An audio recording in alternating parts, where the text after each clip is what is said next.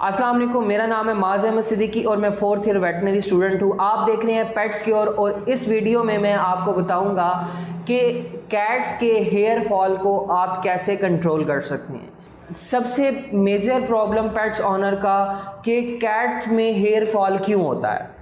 सबसे बेसिक चीज़ जो मैं आपको बताना चाहूँगा कि hair fall breed to breed vary करता है, लेकिन पर्शियन कैट में हेयर फॉल ज़्यादा होता है।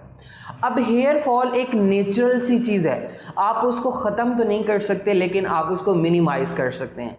अब बेसिकली हेयर फॉल है किस वजह से?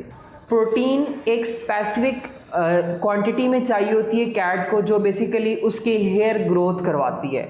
अगर तो आप उसको प्रॉपर लेवल में प्रोटीन नहीं दे रहे, न्यूट्रिशनल डेफिशिएंसी की वजह से उसका हेयर फॉल रुक सकता है, जिसकी वजह से हेयर फॉल स्टार्ट हो जाता है। अब अगर आप इस हेयर फॉल को मिनिमाइज़ करना चाह रहे हैं तो सबसे पहली चीज़ कि आपने डेली बेसिस पे 2 से 3 दफ़ा कॉमिंग करनी है कैट को। कॉमिंग से बेसिकली क्या होगा, कैट के बहुत से डेड हेयर होते हैं तो वो उस कॉमिंग के थ्रू रिमूव हो जाएंगे। अब आपने कॉम जो यूज़ करना है वो आपने स्टील कॉम यूज़ करना है, नॉर्मल आपने प्लास्टिक कॉम नहीं यूज़ करना। वो बेसिकली उसकी बॉडी के अकॉर्डिंग होता है। तो वो जब आप स्टील कॉम करेंगे दिन में 2 से 3 दफ़ा तो वो डेड हेयर को रिमूव कर देगा।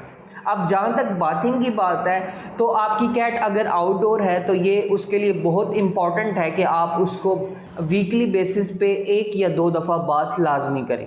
अगर आपकी कैट इंडोर है तो फिर मंथ में 1 या 2 से दफ़ा आपने उसकी बाथिंग लाजमी करनी है।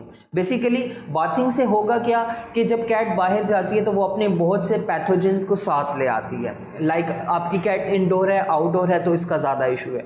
तो बाथिंग से उसके जितने भी पैथोजेंस हैं या डेड हेयर हैं वो रिमूव हो जाएंगे। अब बाथिंग करने के बाद आपने प्रॉपर जो है वो मैट्स को रिमूव करना है, डिओडाइज़र यूज़ करना है और इसके अलावा मेडिकेटेड शैम्पू यूज़ करने के बाद कैट को ड्राई करने के बाद आप उसको ब्लो ड्राई करेंगे। ब्लो ड्राई से उसके जितने भी डेड हेयर होंगे वो सारे के सारे रिमूव हो जाएंगे।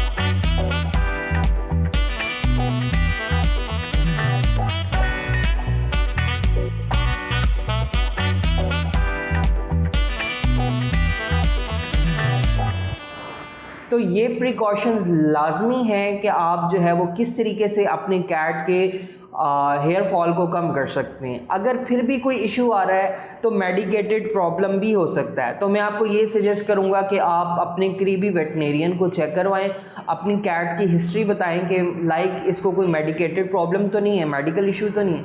थायराइड की वजह से भी हो सकता है, न्यूट्रिशनल डेफिशिएंसी की वजह से भी हो सकता है। तो आपका वेट आपको उसका बेस्ट सोल्यूशन बता सकता है, आपका वेट आपको उसकी प्रॉपर डाइट बता सकता है जिसकी वजह से उसका हेयर फॉल जो है वो कम हो जाएगा।